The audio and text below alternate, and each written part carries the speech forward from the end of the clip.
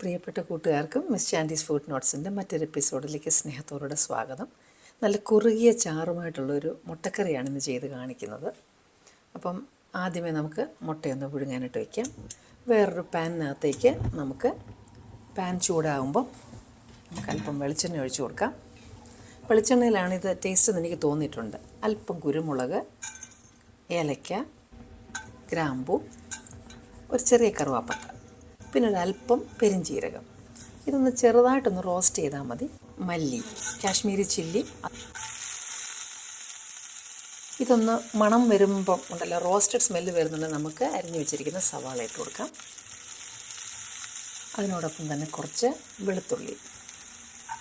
അപ്പോൾ ഇതൊന്ന് ചെറുതായിട്ടൊന്ന് വഴറ്റണം. അല്പം ഉപ്പിട്ടു. അതിൻ്റെ കൂടെ നമ്മൾ തക്കാളിക്ക് ഇട്ട് കൊടുക്കുകയാണ്.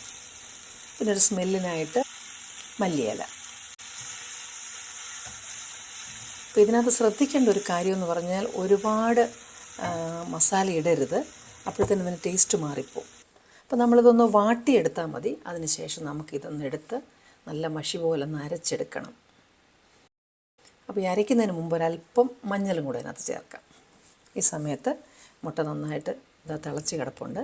തിളച്ചതിന് ശേഷം ഒരു 3 മിനിറ്റ് കൂടെ വെച്ചാൽ മതി. അപ്പോൾ നമുക്കത് പൊളിച്ച് വയ്ക്കാം. അപ്പോഴത്തേനും നമുക്ക് വേറൊരു പാനിനകത്ത് എണ്ണ ഒഴിച്ചു. ഇത് കടുക് വറുക്കാനായിട്ടാണ്. അപ്പോൾ എണ്ണ ഒഴിച്ച് കടുകിട്ടു, കൊച്ചുള്ളി ഇട്ട് നമ്മളൊന്ന് കടുക് വറുത്ത് വയ്ക്കാം. അപ്പോൾ നമ്മളിപ്പോൾ അരച്ച് വെച്ചിട്ടുണ്ടല്ലോ നമ്മുടെ മസാല, അതിന് വേണ്ടിയിട്ടാണ്. അപ്പോൾ കറിവേപ്പില ഇട്ടു. ഇതൊന്ന് ചെറുതായിട്ടൊന്ന് വഴറ്റി നമ്മൾ കടുക് വറുക്കുന്ന പോലെ തന്നെ ചെയ്യുക. അപ്പോൾ അത് ഉള്ളി മൂക്കുന്നുണ്ട്, നമ്മൾ അരച്ച മസാല അങ്ങോട്ട് ഒഴിച്ച് കൊടുക്കാം. അപ്പം ഈ മസാല ഇനി ഇതിനകത്തിട്ടൊന്ന് വഴറ്റിയെടുക്കണം. അപ്പോൾ ഇതിനകത്ത് ഈ സമയത്ത് നമുക്ക് ഉപ്പോ വല്ലതും വേണമെങ്കിൽ ചേർക്കാമേ.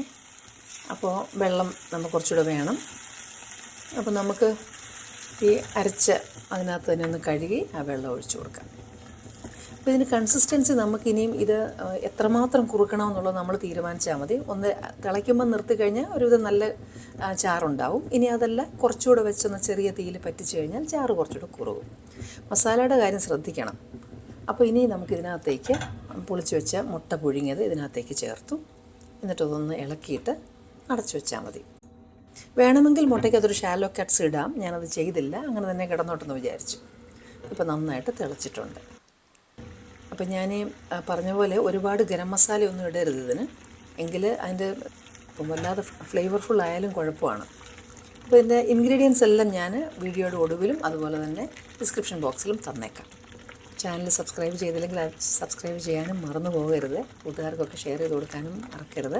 വളരെ എളുപ്പത്തിൽ പെട്ടെന്നൊരു വീഡിയോ ചെയ്തതാണ്. അപ്പോൾ എല്ലാവർക്കും ഇഷ്ടപ്പെടും, നോക്കണം. ഇനിയും നിങ്ങൾക്ക് ഇഷ്ടപ്പെടുന്ന മറ്റു നല്ലൊരു റെസിപ്പിയുമായിട്ട് വീണ്ടും ഞാനെത്തും.